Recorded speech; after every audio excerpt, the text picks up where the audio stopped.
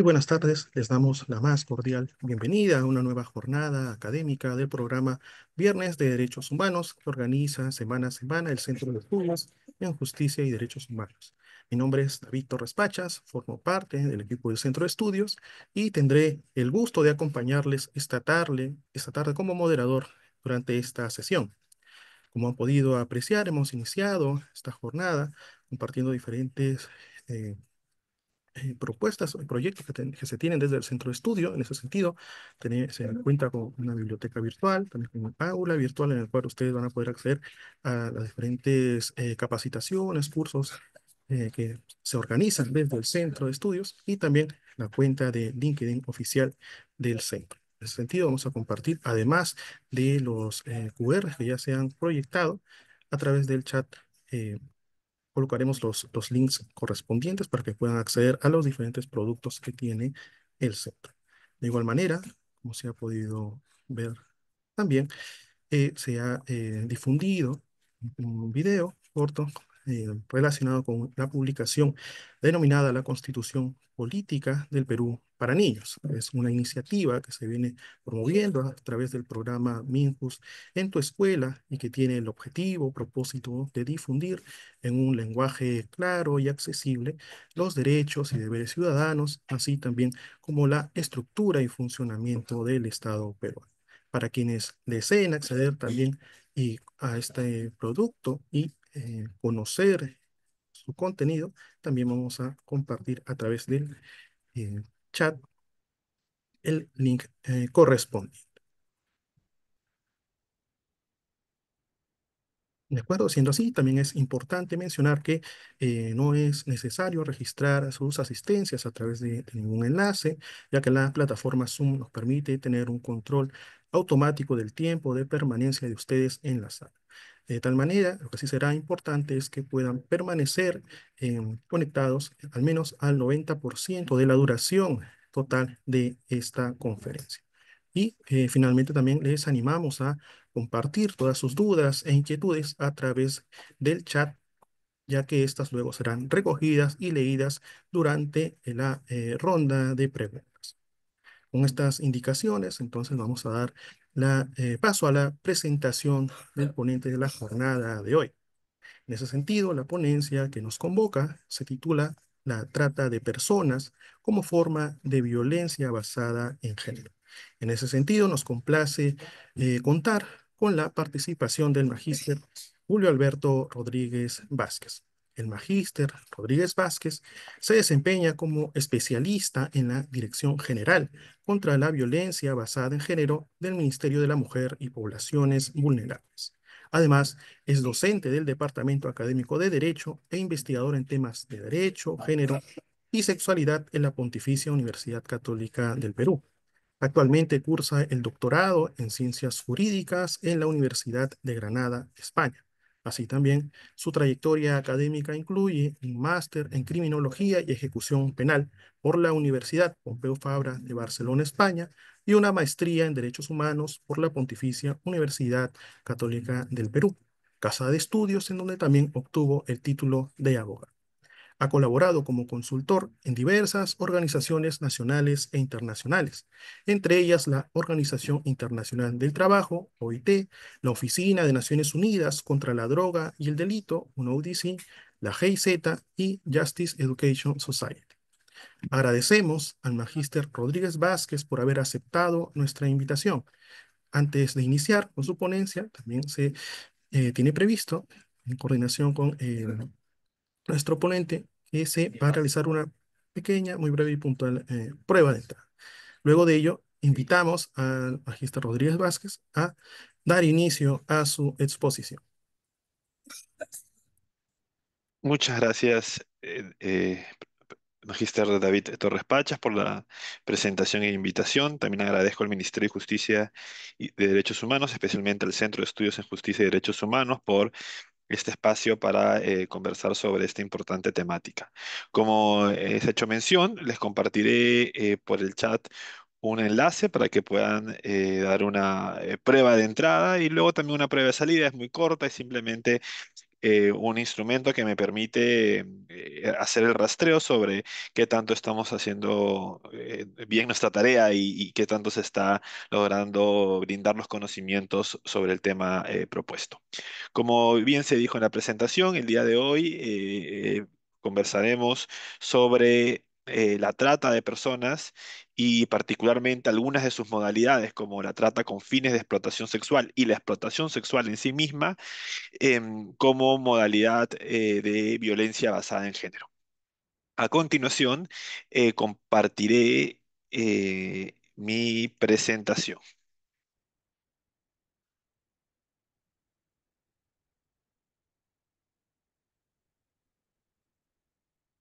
Bien.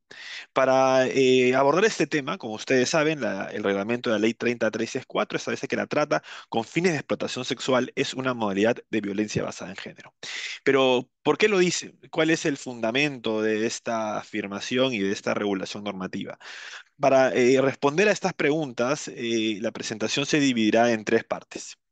En primer lugar, abordaremos lo que es el concepto de violencia contra las mujeres y el de violencia basada en género, así como evidentemente el de violencia basada en género contra las mujeres. En segundo lugar, trabajaremos el complejo concepto de trata de personas, así también como sus finalidades más importantes, como la explotación sexual y la explotación laboral.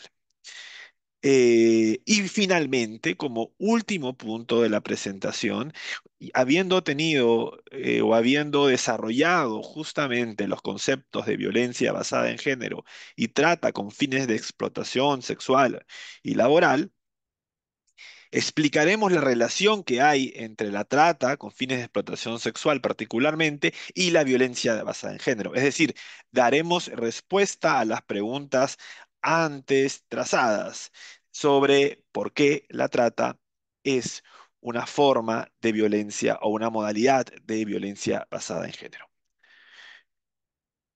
Bien, eh, eh, para abordar el concepto de violencia basada en género, es importante comenzar preguntándonos por el concepto de género. Y para poder entender el concepto de género y tal vez eliminar algunos prejuicios que podamos tener sobre nuestra cabeza, quiero plantearles dos ideas iniciales. La primera surge a partir de de esta evidencia empírica que podemos observar. En la primera gráfica vemos el tiempo de trabajo dedicado mensualmente por hombres, perdón, semanalmente por hombres y por mujeres.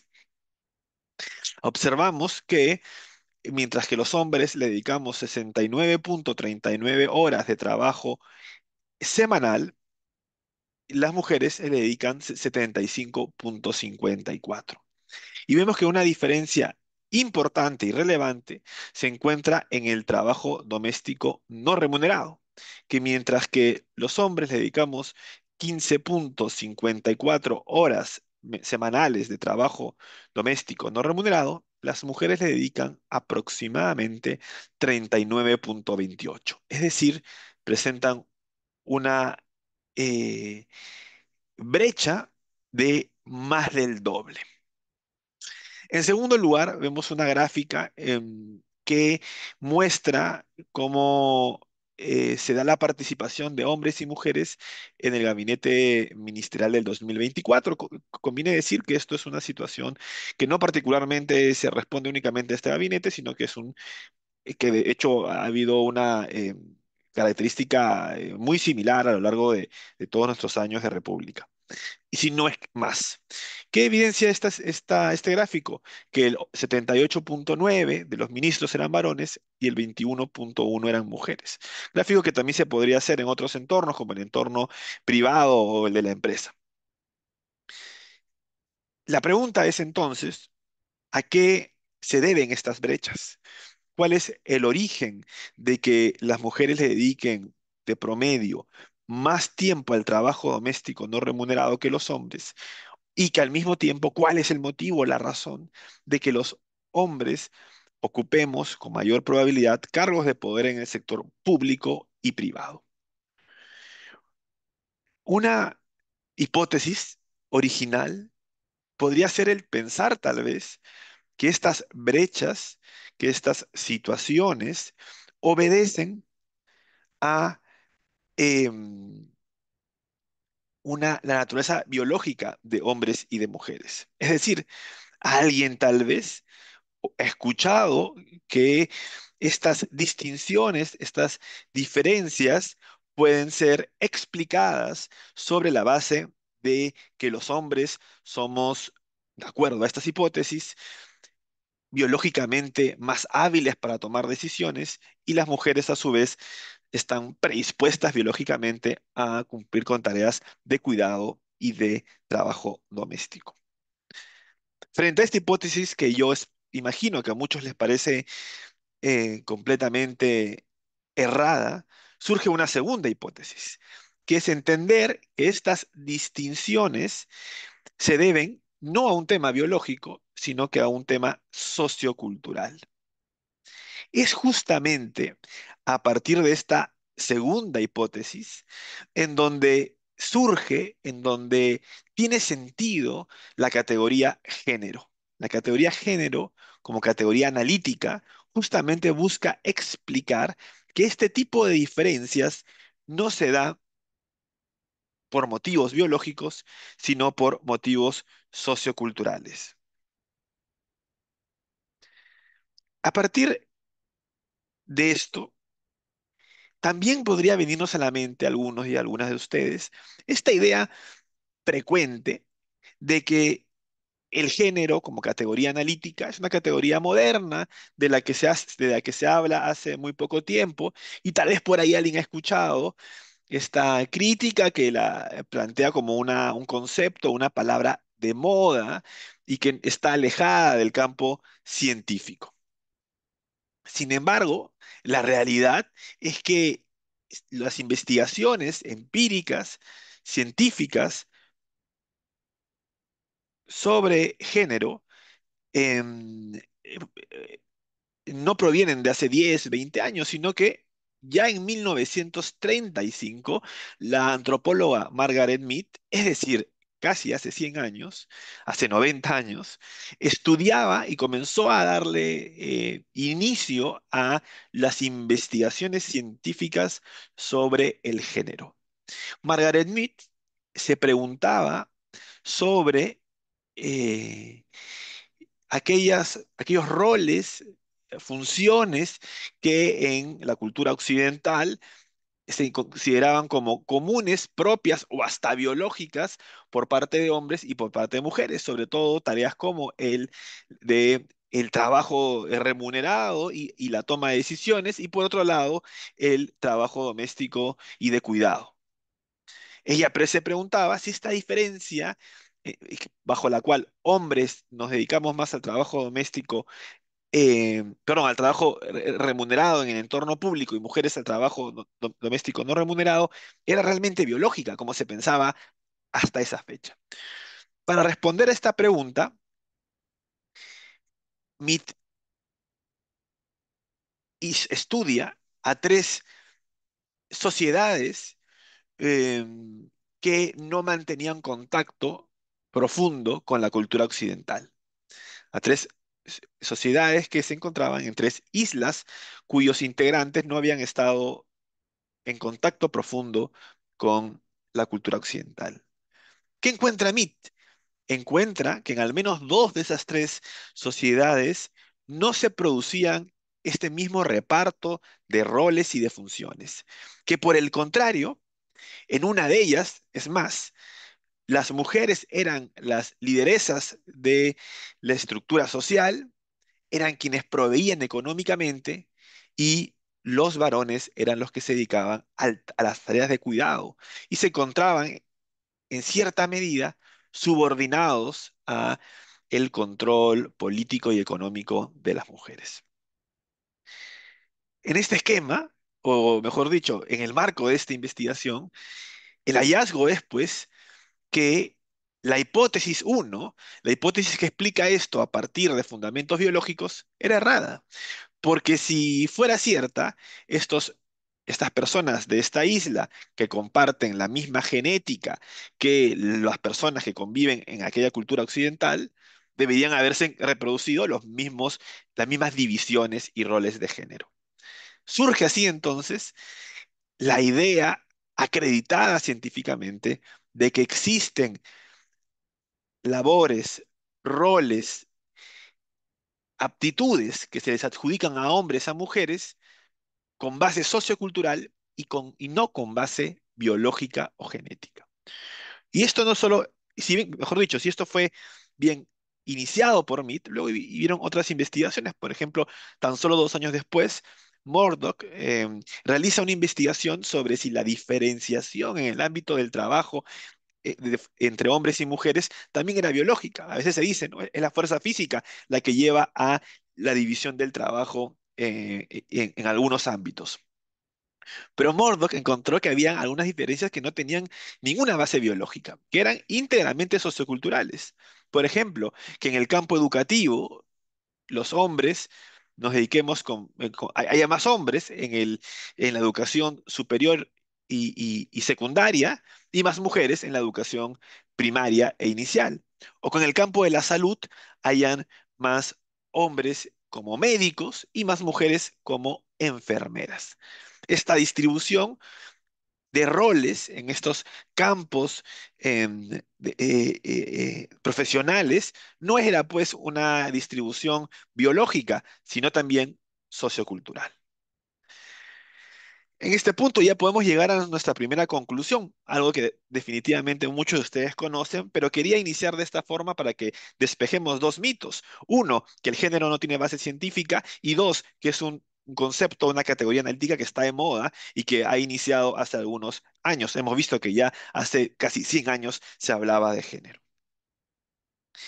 En esa medida, entendemos que el sexo hace referencia a las características anatómicas, fisiológicas, hormonales, por las cuales se le dividen a hombres y mujeres, ¿no? Por ejemplo, la genitalidad, el tener pene o vagina, por ejemplo, la carga cromosomática, XX o XY, son diferencias basadas en sexo.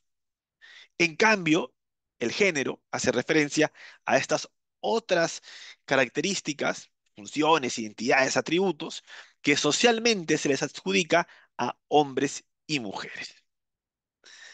En este escenario debemos de tomar en cuenta que el género finalmente es justamente socialmente construido, ¿no? Lo introyectamos en nuestra socialización primaria, lo reforzamos luego en nuestra socialización secundaria y a lo largo de toda nuestra vida. Y para entender esto mejor, también conviene hablar de algunas categorías que van a explicar y van a ayudar a entender luego lo que vamos a afirmar, que es cuál es el concepto de violencia basada en género. Y esto es que para que el género funcione, existen estereotipos de género, que son normas culturales que se reproducen socialmente y van dando un guión sobre cómo debemos de actuar, en qué espacio debemos eh, movilizarnos, actuar, qué atributos debemos tener, qué roles debemos asumir. En esa medida, los estereotipos son prescriptivos. Nos dicen cómo, por el hecho de ser hombres, o cómo, por el hecho de ser mujeres, debemos de actuar, dónde debemos de actuar, cómo debemos de sentir. Así hay estereotipos referidos a roles de género, ¿no? Los vinculados a que los hombres, por ejemplo, tienen que ser proveedores del ámbito económico y las mujeres dedicarse a las tareas de cuidado. También hay temas de espacios de género, los hombres en el ámbito público, político, económico y las mujeres en el espacio privado, doméstico. Y también atributos. Los hombres debemos de ser más racionales, las mujeres más emocionales, empáticas. Este tipo de estereotipos construye un orden, ¿no? Un orden de cómo debemos de actuar, de una forma normal de ser hombre y una forma normal, entre comillas, de ser mujer. ¿Qué sucede entonces cuando alguien se desvía de esta normalidad, cuando alguien incumple un estereotipo de género. Se produce un acto de corrección, ¿no? El sistema social busca corregir este acto. Y estos actos de corrección son justamente lo que conocemos como violencia basada en género.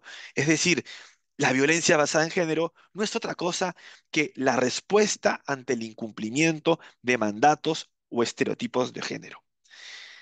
Algunos afectan a hombres y mujeres, sobre todo a la población LGTBI, y otros muchos afectan a las mujeres.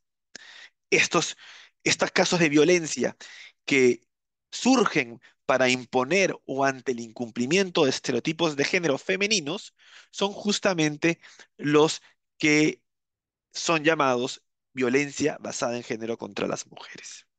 Conviene decir aquí que en el Perú y en el ámbito también regional se emplea el término violencia contra las mujeres, como lo hace el artículo 5 de la Ley 3364 o el artículo 1 de la Convención Belén do Pará. Pero si atendemos al concepto que utilizan estos instrumentos, nos damos cuenta que no hacen referencia a cualquier tipo de violencia contra las mujeres, sino particularmente a la que es por su condición de tal, o como dice la Convención Belén do Pará, basada en género, conforme lo ha establecido el Tribunal Constitucional, como vemos en pantalla, y también la Corte Suprema, como vemos en pantalla. El elemento por su condición de tal, ¿a qué hace referencia? A lo que ya veníamos hablando, a un contexto en el que se impone o se responde al quebrantamiento de un estereotipo de género. Algunos de ustedes se preguntarán, pero ¿cuáles son los estereotipos de género que predominan en nuestra sociedad? Bueno, la Corte Suprema ha hecho el esfuerzo de evidenciar estos estereotipos que todo operador, servidor público deberá de validar y buscar identificar ante un presunto caso de violencia basada en género contra las mujeres. Estos estereotipos son los 6 que ven en pantalla. La mujer es posesión de su pareja, que es o ha sido su pareja sentimental. Es decir, si se insulta, si se humilla, si se golpea, se mata a una mujer que ha sido pareja de la gente que comete el delito por motivos de celos, porque inicia una nueva relación, porque termina la relación, estaremos frente a un caso de violencia basada en género porque se impondrá este estereotipo de género. Otros supuestos de violencia basada en género son cuando se impone el estereotipo de ser responsable prioritaria de tareas de cuidado y labores en el hogar. Si se humilla, si se insulta a una mujer, si se golpea a una mujer porque no cuidó bien a los hijos, no lavó los platos, no cuidó a un adulto mayor, estaremos, en este caso, también frente a un caso de violencia basada en género por la imposición de este estereotipo. La mujer es objeto para el placer sexual del varón. Ese estereotipo se impone en todo caso de violencia sexual, cuando una mujer sufre acoso sexual, chantaje sexual, tocamientos no consentidos o violación sexual en el peor de los casos. La mujer debe ser recatada en su sexualidad. Si se insulta, humilla, golpea o mata o intenta matar a una mujer porque se le considera, entre comillas, promiscua, porque tiene varias parejas sexuales, porque tiene una pareja sexual con una persona con la que no tiene una relación, porque se dedica al trabajo sexual, etcétera, también estaremos frente a un caso de violencia basada en género contra las mujeres. La mujer debe ser sumisa. Si se golpea, insulta o maltrata o intenta matar nuevamente o violenta sexualmente a una mujer porque se considera que es masculina o como peyorativamente se hace referencia a veces, entre comillas, machona, estamos frente a un caso de violencia basada en género. Y finalmente, la Corte Suprema ha reconocido que el estereotipo de que la mujer debe ser sumisa y no cuestionar la autoridad del varón también nos permite identificar casos de violencia. Cuando, por ejemplo, se violenta a una mujer por incumplir la orden del jefe de familia, ¿no? El abuelo, el padre, el hermano mayor, o cuando en un espacio político a una mujer no se le da, el varón que tiene el cargo de autoridad no le da la palabra. Estamos también frente a casos de violencia basada en género. ¿Me confirman, por favor, desde el ministerio que se escuche bien, porque me aparece una opción que me dice que no se escucha bien. No sé si está todo correcto para poder continuar. Sí, podemos escuchar. ¿Se escucha bien? Sí, así es.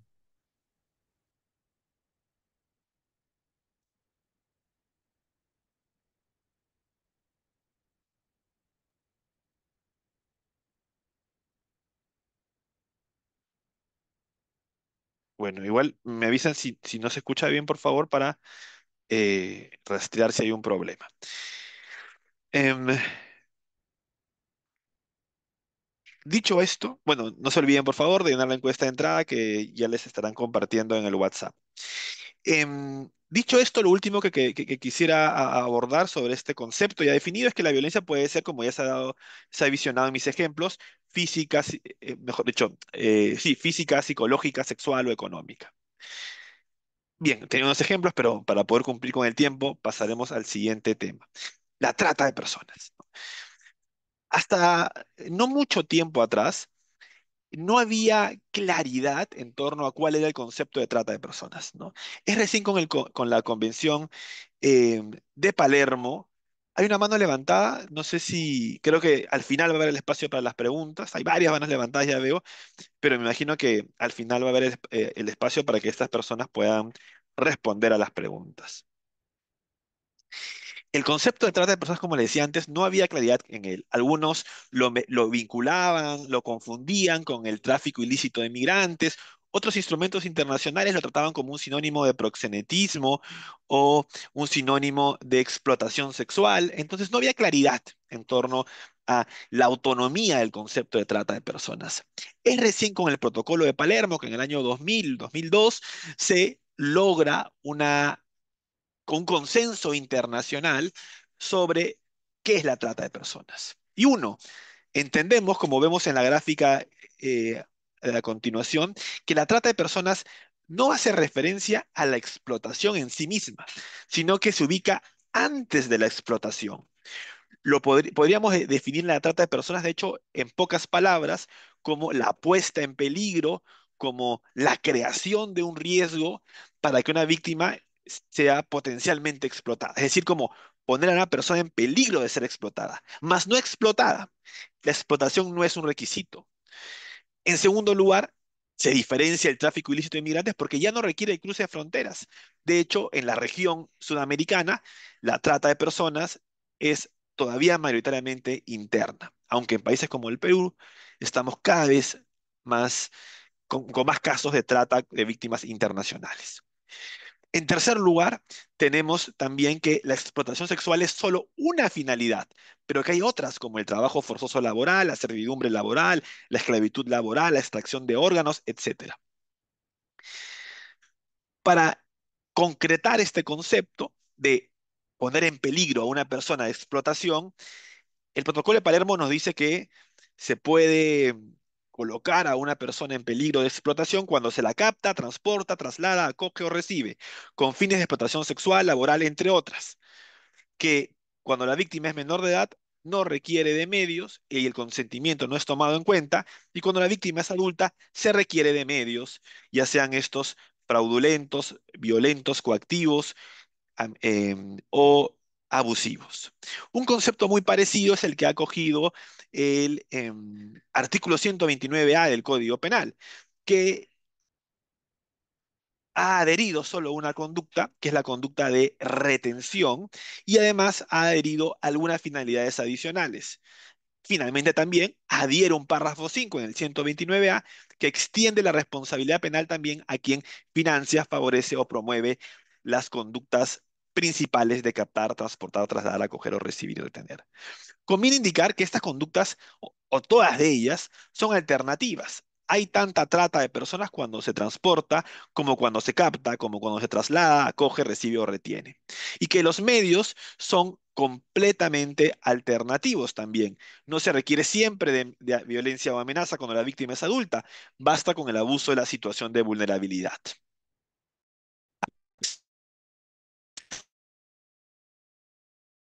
las reuniones, que nacieron sobre todo bajo la idea de que el objeto de protección de la trata de personas era la libertad. Esta idea que parece correcta llevó a casos como el que vemos a continuación y al que le voy a dar lectura, ¿no? Es un caso real de hace más de 10 años, pero conviene que lo leamos para darnos cuenta de los problemas que habían con entender que la libertad era el objeto de protección de este delito. Se decía que lo siguiente: de los actuados se tiene que la menor agraviada por parte de las imputadas no ha sido objeto de captación o traslado, tampoco se ha hecho uso de la fuerza coercitiva o sometimiento, menos aún ha implicado la pérdida de libertad y autonomía personal de la víctima, toda vez que la menor agraviada se presentó voluntariamente con una mujer a las oficinas de la agencia de empleos Scarlett. Asimismo, la menor agraviada podía entrar y salir del inmueble donde vivía. ¿Qué nos llama atención sobre este extracto? Dos cosas. La primera de ellas, que el órgano jurisdiccional se pregunta sobre lo que la víctima deseaba o no deseaba. Pese a que era menor de edad y pese a que podía haber ocurrido en todo caso un abuso de la situación de vulnerabilidad. Eso, a pesar de que ya habíamos visto que el concepto de trata de personas no toma en cuenta el consentimiento de la víctima cuando es menor de edad o cuando operan medios. Primer error, entonces, preguntarse por lo que la víctima decidió sin dar en cuenta, sin ubicar la edad o los medios. Segundo error, el eliminar, el excluir la posibilidad de la trata sobre la base de que la víctima podía entrar y salir del inmueble, como si el bien jurídico fuera la libertad ambulatoria, como si el objeto de protección fuera la libertad. Es decir, la idea de la libertad como objeto de protección provocaba muchos problemas. Ante esa situación, la doctrina, luego la jurisprudencia y luego la legislación a través de la ley 31146 tomaron postura. Y hoy hay consenso en que la trata de personas, así como los demás delitos de explotación, incluida la explotación sexual, tienen como bien jurídico la dignidad. Y en el caso de la trata es el único bien jurídico. Como ha dicho el Acuerdo Penal 4 del 2023, es la dignidad entendida como la prohibición de severa cosificación, instrumentalización o mercantilización del ser humano. Con esa base podemos ahora entender las conductas.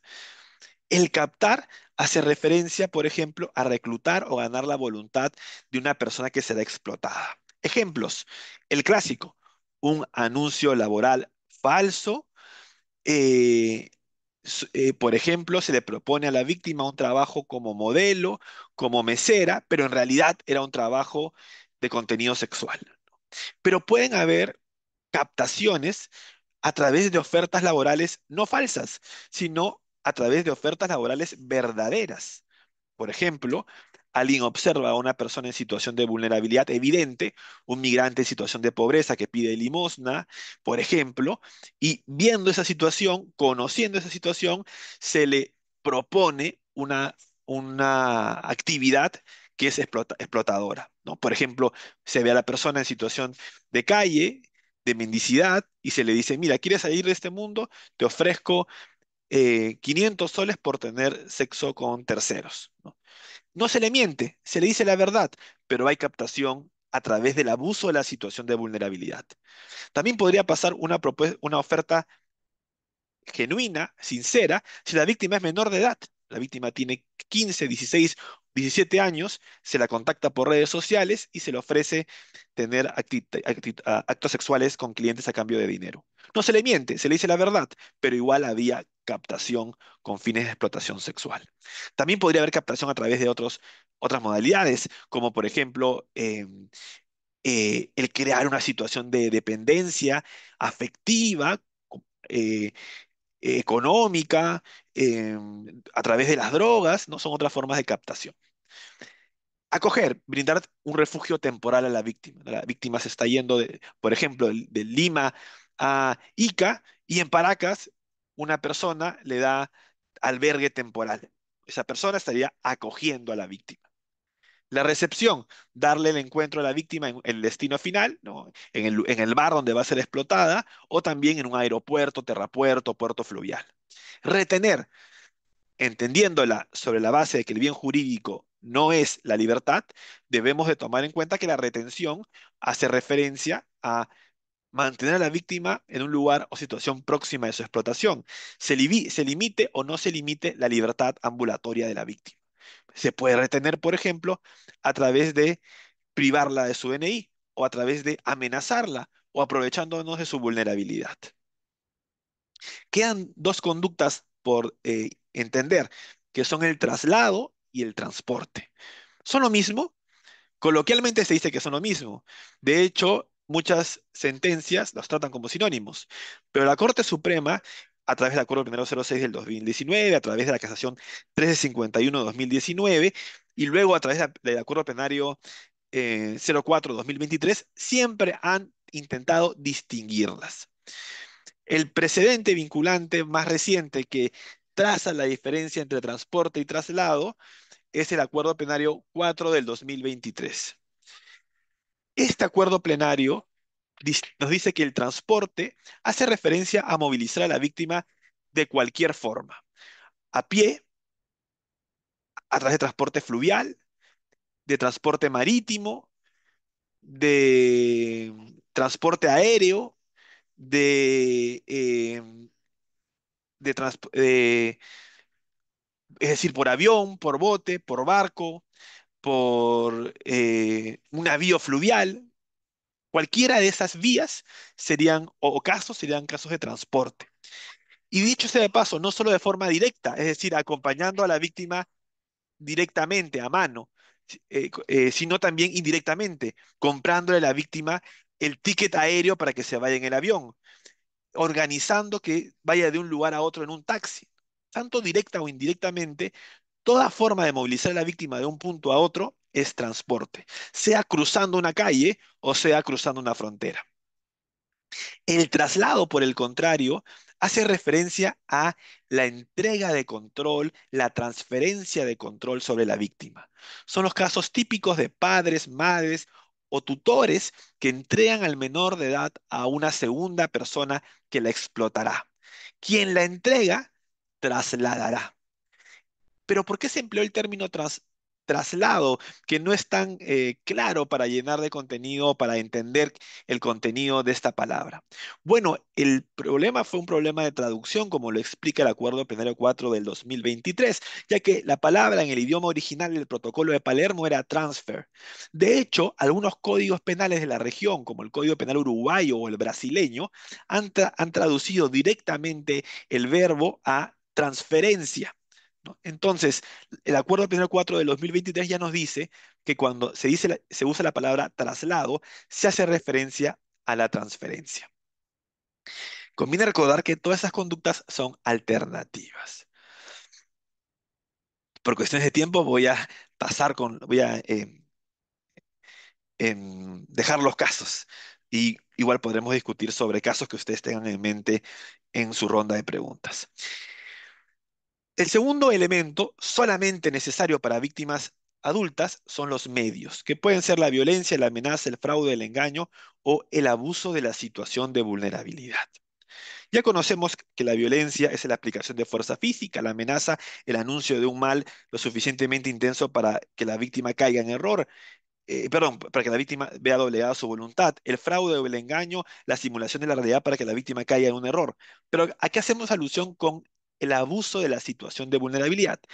Hacemos referencia a que la víctima se encuentra primero en una situación de vulnerabilidad física, psicológica, mental o antropológico-social, que el tratante conoce esa situación y sabiendo de ella, le propone, eh, intenta someterla a una actividad, a un servicio que será de contenido de explotación.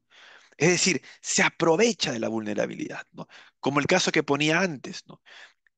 La gente conoce a una persona en situación de calle, un migrante que no tiene em, dinero para lograr abastecer o satisfacer sus necesidades básicas, y conociendo esa situación, se le propone, oye, mira, trabaja para mí eh, 60 horas semanales, estando encerrado en una habitación y por un pago menor al sueldo mínimo. Yo sé que la persona va a aceptar, o el tratante sabe que la persona va a aceptar, porque conoce ya la vulnerabilidad, ¿no? Ese es el abuso de la situación de vulnerabilidad. A pesar de que en el caso de víctimas menores de edad no se requiere de medios, en algún momento la Corte Suprema lo planteó respecto de las víctimas de 14 a 18. Ya el Acuerdo Plenario 06 del 2019 cerró esa posibilidad. Si la víctima es menor de 18 años, no se requiere de medios. A pesar de eso, hay casos en donde todavía se plantea que el tratante pudo haberse equivocado, pudo haber creído que la víctima era mayor de edad. Sin embargo, la Corte Suprema, en ya dos sentencias, ha dicho que esto es prácticamente imposible si es que el tratante es quien obtenía el provecho y es quien contrató informalmente, entre comillas, a la víctima, a menos que haya agotado todas las medidas de diligencia y de previsión para saber la edad de la víctima. Es decir, a menos que haya pedido su DNI, haya visto que era original y haya comprobado de esa forma que la víctima era mayor de edad. Si no agotó todas esas medidas de previsión y simplemente decidió no conocer, no habría un error y se debería aplicar el delito. Por último, debemos de recordar que la trata persigue múltiples finalidades: de explotación sexual, laboral y otras. Algunas de estas finalidades, como la explotación laboral, en el caso del trabajo forzoso, la servidumbre, la esclavitud, y la explotación sexual, tienen delitos autónomos. Y la pregunta que se nos podría venir a la cabeza, que es una pregunta frecuente, es: ¿qué diferencia la trata con fines de explotación sexual de la explotación sexual? La diferencia se encuentra en que la trata es justamente poner en riesgo a la víctima de explotación. Se ubica antes, por lo tanto, que la víctima realice el trabajo, la labor, la actividad materia de explotación. En cambio, en la explotación, y particularmente en la explotación sexual, la víctima ya realiza o ya realizó el acto de contenido sexual, ya se desnudó frente a clientes, ya recibió tocamientos por parte de clientes o ya se los hizo a los clientes, ya fue cosificada sexualmente, ¿no? Si ya la víctima realizó la actividad, el servicio de explotación, estamos frente a explotación. Si todavía no lo ha hecho, estamos frente a trata. Y como ya les decía, la explotación sexual está definida en dos delitos del Código Penal, nuevamente distinguiendo para víctimas adultas y para víctimas menores de edad. La explotación sexual, como lo dice el artículo 129C, es obligar a una persona a ejercer un acto de contenido sexual, cualquiera sea este, desde desnudarse hasta sufrir acceso carnal, para obtener un provecho, frecuentemente el económico, pero no necesariamente el económico. Y para víctimas menores de edad no se requiere de medios, solo basta que la gente propicie que la víctima realice este acto de contenido sexual con el objetivo de obtener un provecho. Como ya dije antes, esto se produce cuando la víctima ya realiza el acto. Mientras no lo realice, será trata de personas. Avanzaré rápido porque ya se nos está acabando el tiempo y rápidamente abordaré también lo que es la explotación laboral antes de dar el vínculo entre trata y violencia basada en género. La explotación laboral, como lo ha dicho el Acuerdo Penal 4 del 2023, se refiere a que se le imponga a la víctima condiciones que son mínimamente de trabajo forzoso. Es decir, que se aproveche del control, de un control intenso para obligar a una persona a realizar un trabajo o servicio. Conviene indicar que el trabajo forzoso, la servidumbre y la esclavitud, y perdonen que avance rápidamente en este punto, tienen una diferencia de intensidad. Esto lo ha reconocido también el Acuerdo Penal 4 del 2023. El trabajo forzoso tiene una intensidad menor que la servidumbre y la servidumbre una intensidad de control menor que la esclavitud. Habrá trabajo forzoso cuando se obliga a la víctima a través de cualquier medio, como dice el artículo 129O del Código Penal, a que realice un trabajo o servicio cualquiera. Habrá servidumbre si además se la obliga o compromete a la víctima a vivir en un inmueble y si se crea en la víctima la percepción de que ella no puede salir de esta situación. Y habrá esclavitud como forma más intensa de explotación si se priva o restringe las libertades más básicas del ser humano, como la libertad ambulatoria o como su libertad de decidir dónde comer, cuándo comer, dónde dormir, cuándo dormir, dónde defecar, cuándo defecar, dónde orinar, cuándo orinar. Cuando la gente controla esto que es tan íntimo, estaremos hablando de esclavitud. Conviene indicar que en el caso de la explotación laboral infantil, ocurrirá esta también no solo cuando se la obliga a través de medios a la víctima menor de edad a trabajar, sino también, como lo dice el Acuerdo Penario 4 del 2023, cuando se obtiene un provecho de que la víctima menor de edad realice un trabajo peligroso para su salud, para su integridad moral, como lo dice el Protocolo de Palermo. Con lo cual el concepto de trabajo peligroso que está presente, por ejemplo, en el derecho del trabajo y también en el convenio 182 de la OIT, es adoptable en el campo penal a un caso de trata de personas o de trabajo forzoso eventualmente. Esto lo ha reconocido, como ya dije, el Acuerdo Penario 04 del 2023. Y por último, en estos últimos 10 minutos que nos quedan, conviene ya, ahora que sabemos de qué va la trata de personas y la explotación sexual y sabemos de qué va la violencia basada en género, hacer el match. ¿Por qué la ley 30364 nos dice que la trata con fines de explotación sexual es una modalidad de violencia basada en género? ¿Acaso no sucede que que el tipo penal de trata, a diferencia del de feminicidio, es un delito que no es género específico, que cualquier víctima puede ser? Esto es cierto, cualquier víctima puede ser víctima de trata, cualquier persona, perdón, con independencia de su sexo. Pero, en primer lugar, em, tenemos que tomar en cuenta que la trata, perdón que avance en esto, pero lo vemos en la gráfica ahora sí, perdón, afecta particularmente y de manera desproporcionada a las mujeres, ¿no? De acuerdo a esta data del año pasado, el 85,9% de las mujeres, de las víctimas, eran mujeres. También lo podemos ver en estas datas de aquí, ¿no? Que se refiere a la atención brindada por el Ministerio de la Mujer en casos de trata. La mayoría de víctimas de trata con fines de explotación sexual y de explotación sexual son mujeres. ¿Por qué? Porque los estereotipos de género, el género que justamente impone la cosificación sexual de las mujeres y por lo tanto impone que las mujeres sean objetos sexuales y que muchos hombres y muchas mujeres también pensemos eso, em, provoca que se dé este fenómeno con mayor frecuencia. Y además, el hecho que se siga produciendo, ¿qué provoca también? Provoca justamente el reforzamiento de este estereotipo. Ya habíamos visto que la violencia basada en género contra las mujeres hace referencia a la imposición de estereotipos de género. Cuando se trata o se explota sexualmente a una mujer con fines de explotación sexual,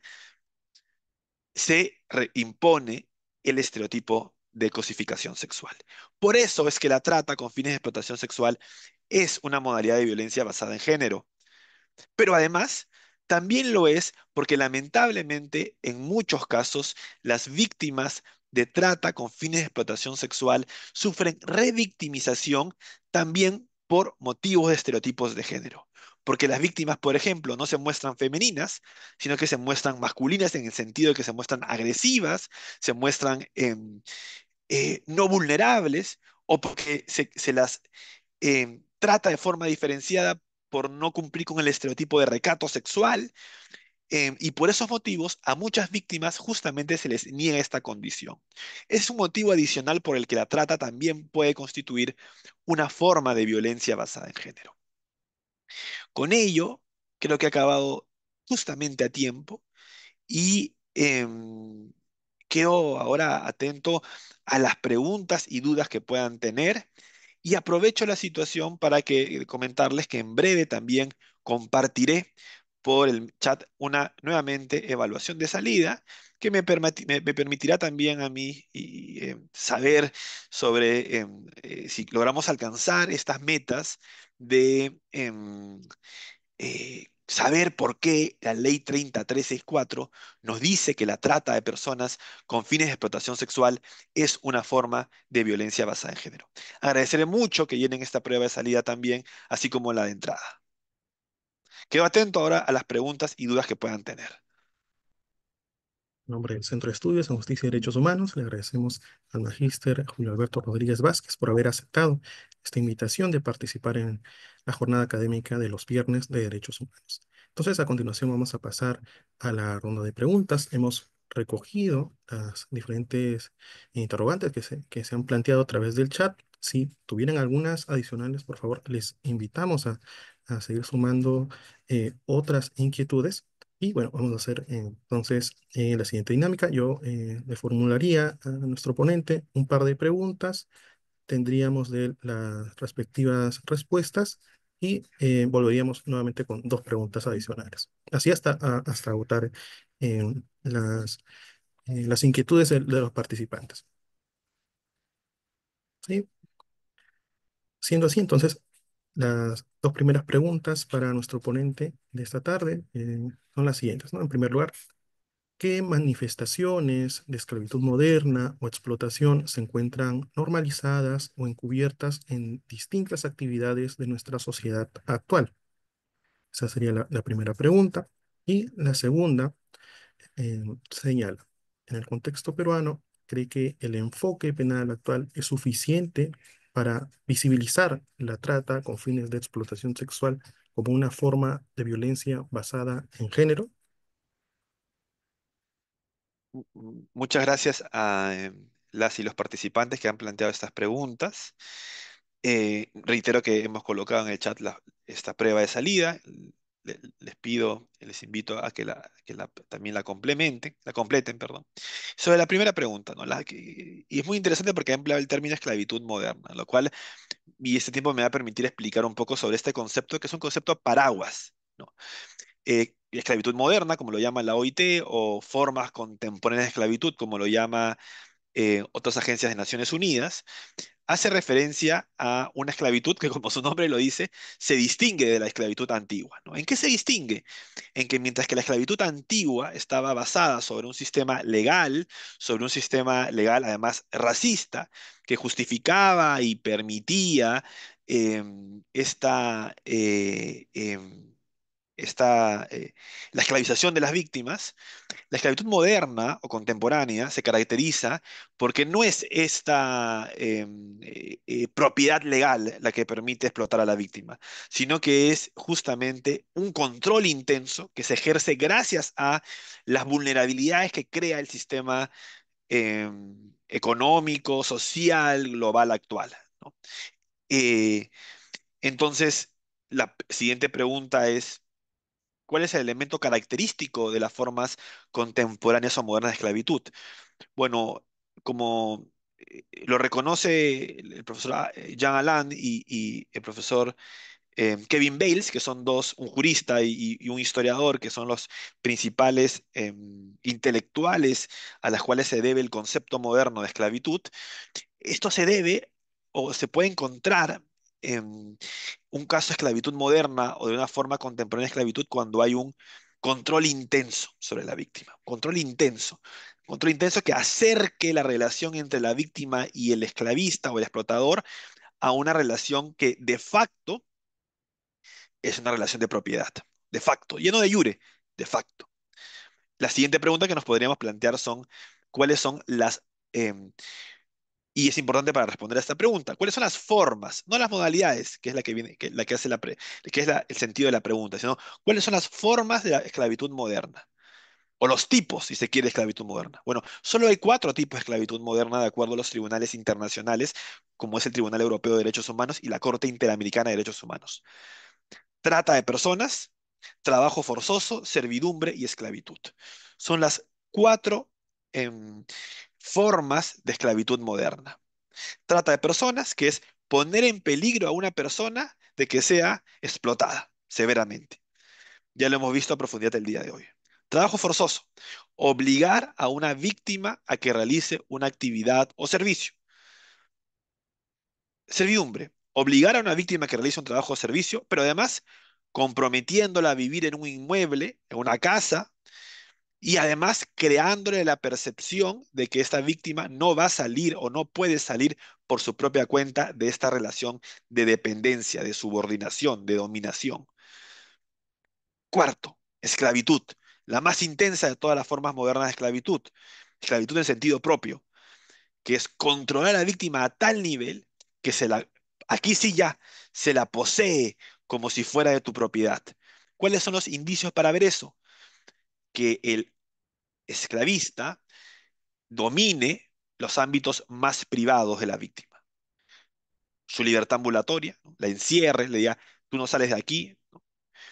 Su cuándo, dónde la víctima decide defecar o orinar, comer, dormir, tener sexo o actos sexuales, como lo ha hecho la Corte Interamericana, también podrá configurar un caso de esclavitud sexual.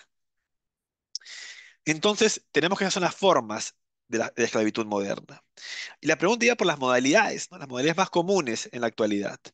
Bueno, las modalidades más comunes se refieren a los ámbitos económicos en donde se produce con mayor habitualidad la esclavitud moderna. En el Perú, por ejemplo, los estudios empíricos revelan una fuerte relación entre economías ilegales e ilícitas con la esclavitud moderna. Por ejemplo, casos de tala de madera ilegal, minería ilegal, pero también eh, en bares y consumo de alcohol, ¿no? Y la explotación sexual y laboral de mujeres y también de hombres.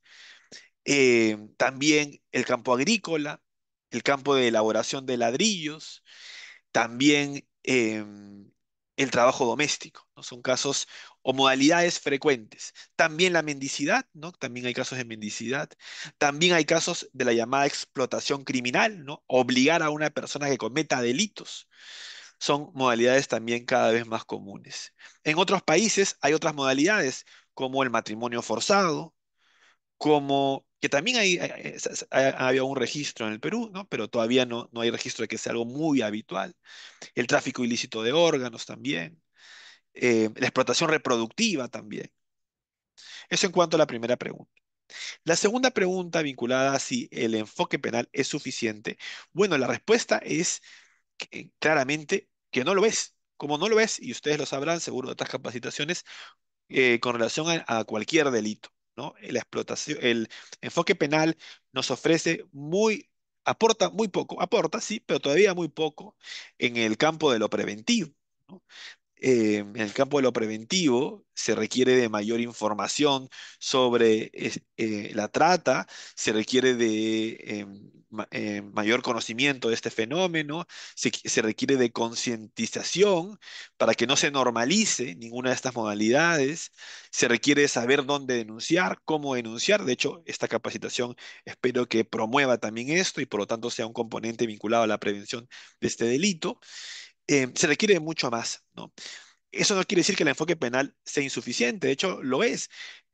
Mejor dicho, que no sea importante, de hecho sí lo es, porque es una obligación de los estados, como el Estado peruano, el perseguir y sancionar la trata de personas, ya que esta es una violación de derechos humanos y como Estado que forma parte por lo menos del sistema interamericano, el Estado peruano tiene la obligación no solo de prevenir, sino también de perseguir y sancionar la trata de personas, y esto ha sido confirmado además con el protocolo de Palermo, ¿no? Eso un poco sería mi respuesta ante estas dos primeras preguntas.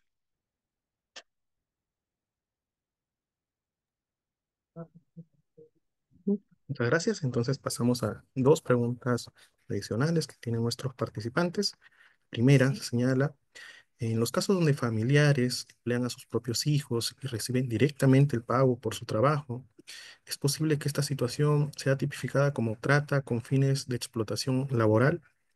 Y por otro lado, nos preguntan también en qué medida los estigmas sociales hacia las mujeres en situación de prostitución dificultan la identificación efectiva de víctimas de trata.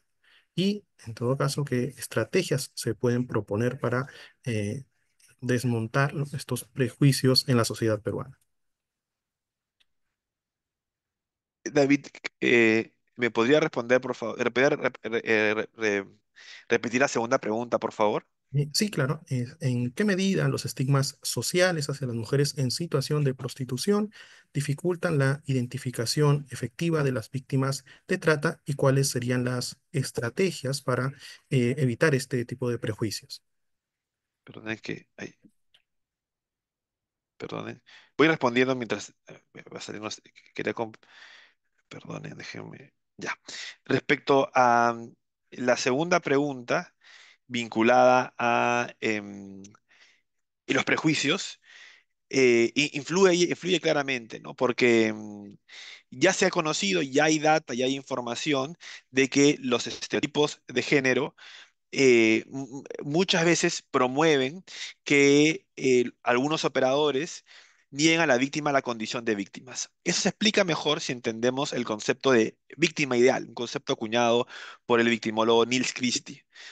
El concepto de víctima ideal explica que la mayoría de personas, tanto operadores como no operadores, nos construimos una idea falsa del perfil de la víctima.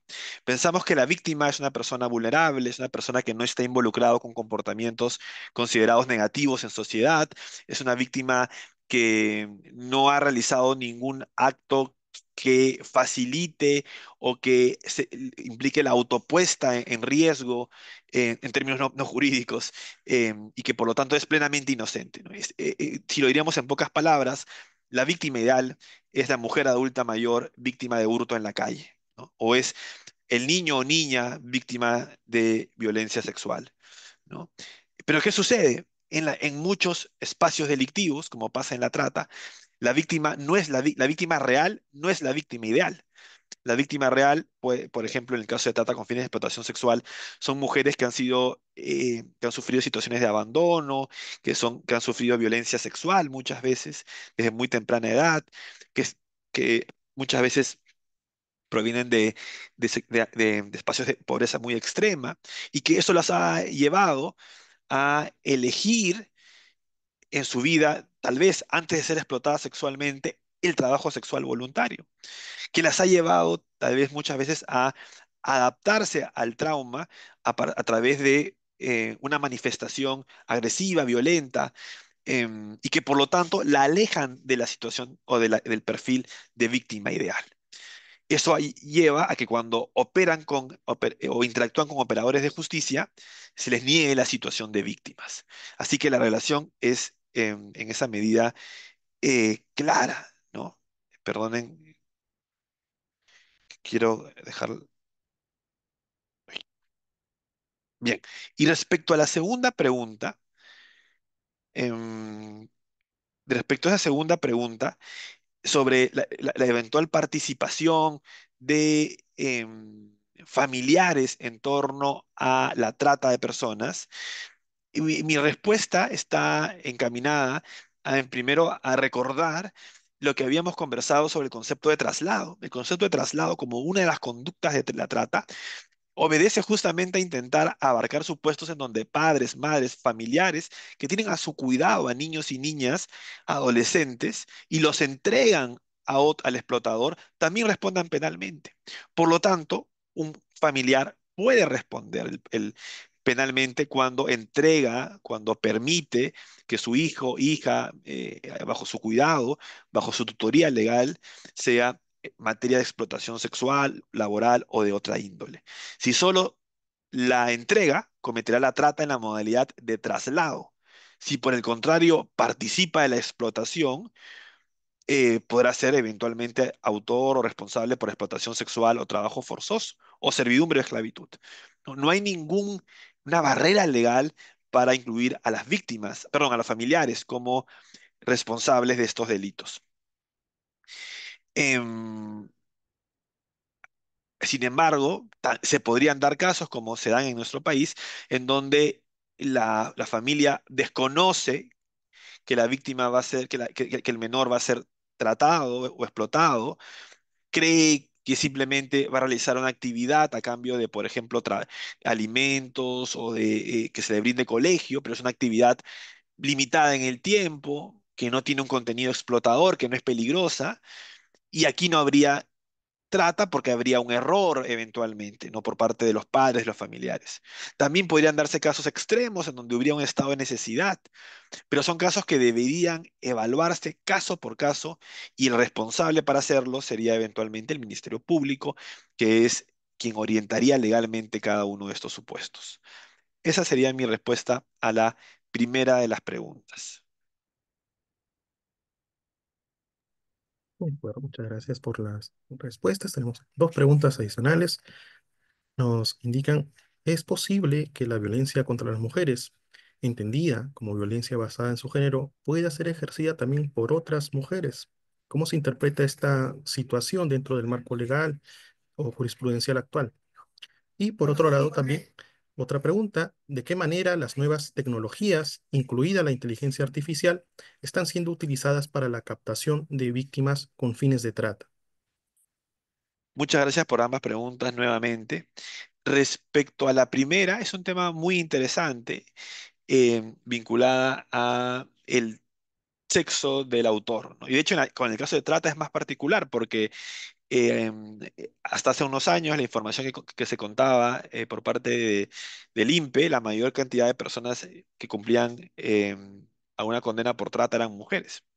Creo que esa situación se ha revertido o es menor en todo caso, pero igual hay muchas personas que cometen el delito y son mujeres. Bien, es un tema que hay cierta polémica. La pregunta se hizo a nivel jurisprudencial. Pero yo creería, y hay jurisprudencia que lo afirma así, que las mujeres pueden cometer un episodio de violencia basada en género sin ningún problema. Hemos dicho que el concepto, la naturaleza el concepto de violencia basada en género no radica en el sexo del autor, sino radica en la imposición de estereotipos de género. Una mujer puede imponerle a otra estereotipos de género y violentarla a partir de ello.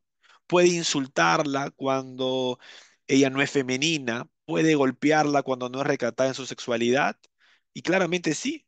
Puede cosificarla sexualmente, por ejemplo, explotándola sexualmente. La respuesta es afirmativa.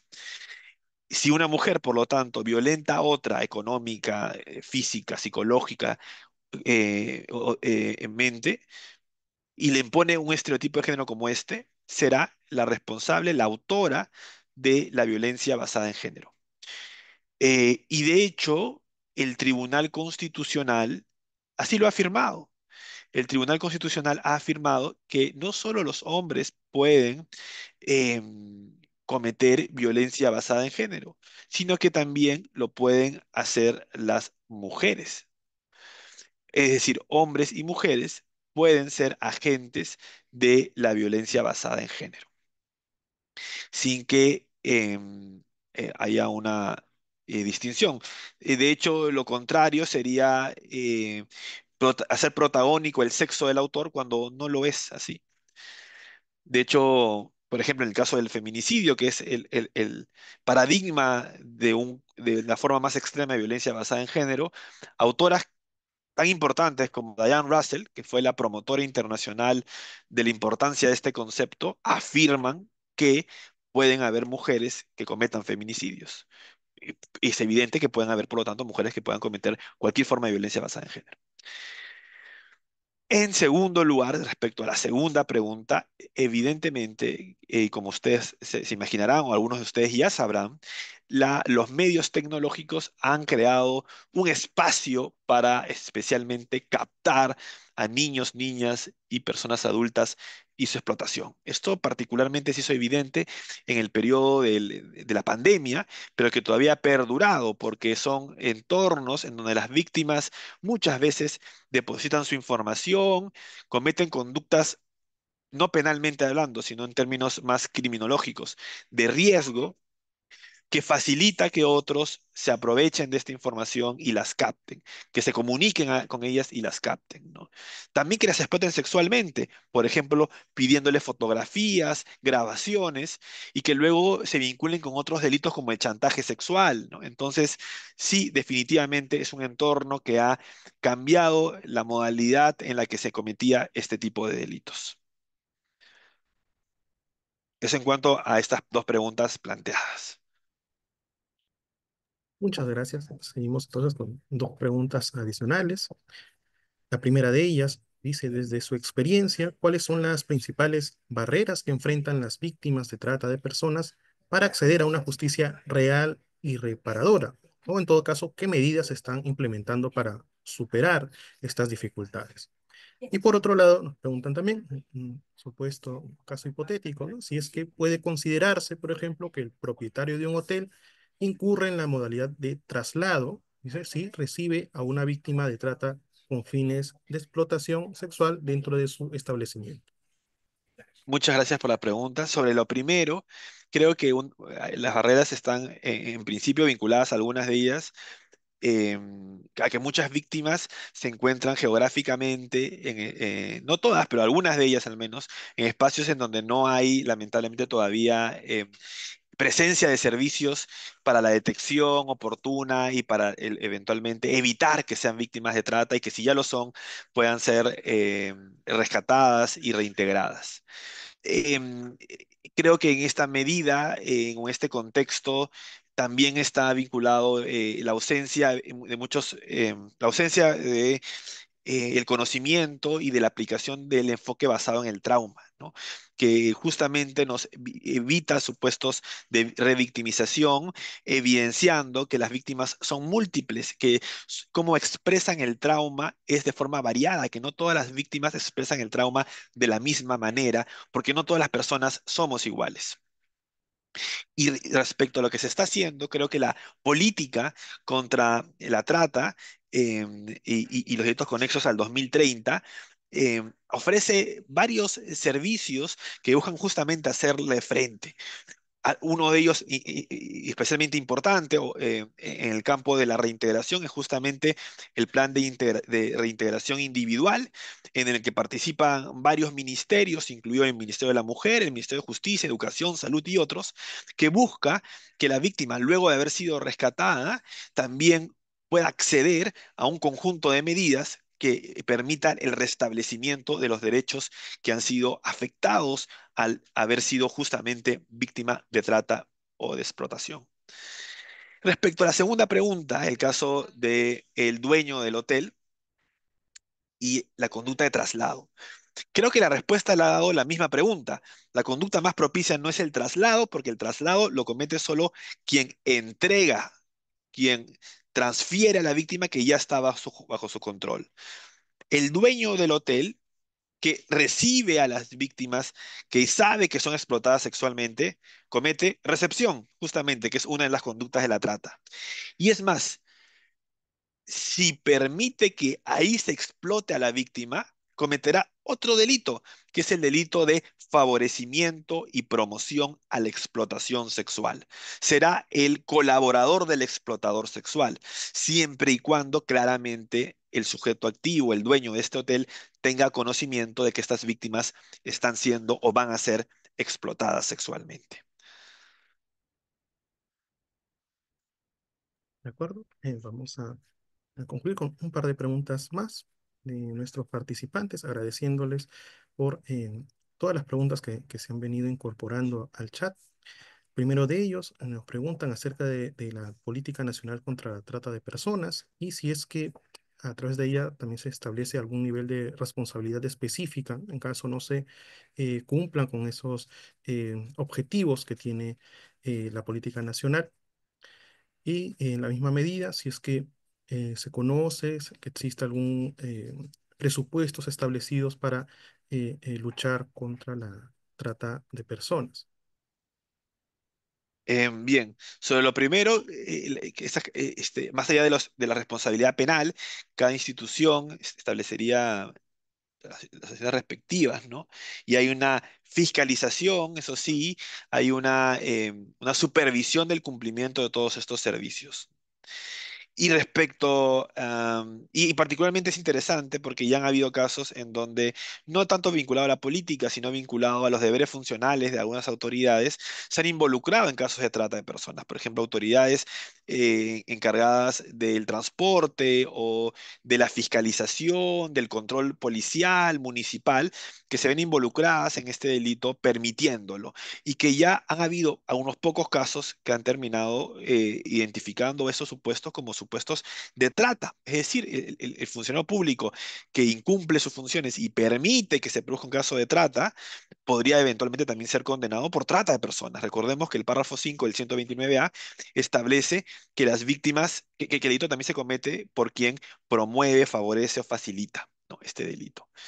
Em, Hay otros países como Argentina que vienen apostando mucho por ese tipo de responsabilidades penales y por investigaciones encaminadas a encontrar a los responsables desde el lado funcionarial. Y eso porque la evidencia internacional nos dice que la participación de funcionarios internacionales y la tolerancia frente a ese tipo de actos es de un factor de riesgo muy importante, una causa, si se quiere, muy grave de este delito. Y respecto a de la lucha contra la trata, bueno, esta se mueve en muchos niveles. El tener, creo yo, una política obedece a eso, a intentar enfrentar los múltiples niveles, no solo el de persecución, como yo les decía antes, o el de sanción, sino también el de reintegración, como hablamos en la pregunta anterior, o el de prevención, ¿no? Esa es un poco la respuesta que puedo dar a partir de las preguntas planteadas. Muchas gracias a Magíster Alberto Rodríguez Vázquez. Sumamos una última pregunta que se ha sumado al chat.